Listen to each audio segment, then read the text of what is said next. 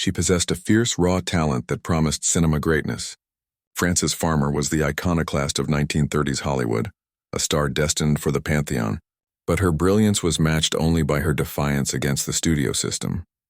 Her independence was not celebrated. It was brutally punished.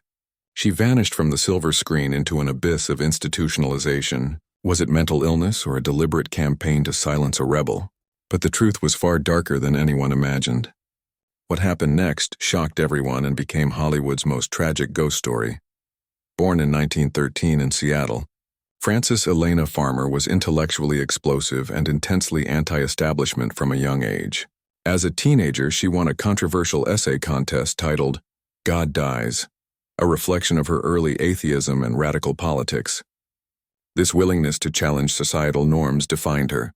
She briefly pursued theater in New York before being lured to Hollywood in 1935, signing a contract with Paramount. She was beautiful, rebellious, and fiercely committed to serious, meaningful roles. This uncompromising artistic integrity, however, was a threat to the studio's desire for control.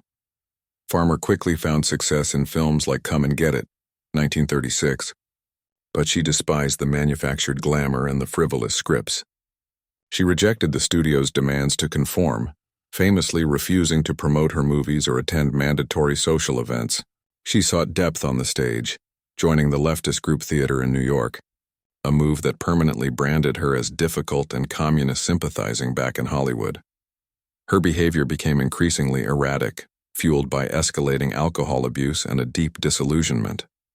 In 1942, the situation exploded. She was stopped by police for driving with her headlights on during a wartime blackout. When she failed to pay the fine, a warrant was issued.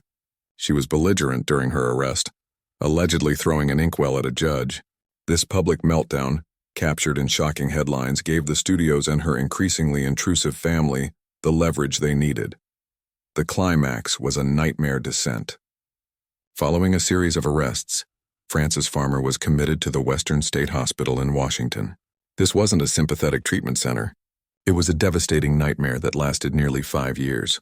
Her powerful mother, Lillian, gained control of her affairs and repeatedly signed commitment papers. The most shocking revelation, later fueled by an explosive, though heavily disputed 1978 biography, was the allegation of systemic physical and sexual abuse, including lobotomy. While the lobotomy claim remains historically contested, the reality of her involuntary institutionalization and suffering is undeniable.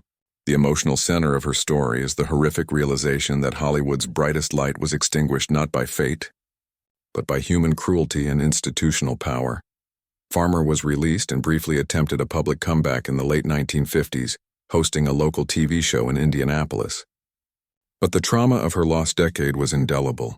She looked tired, fragile, a ghost of her former self. The roles were minor, the fire extinguished. She died of cancer in 1970, relatively forgotten by the industry she had once fought so hard. Her tragic story resonated deeply in the following decades, becoming a fierce indictment of Hollywood's treatment of rebellious women. Frances Farmer remains a symbol of talent destroyed, a haunting reminder of the high cost of independence in the Golden Age.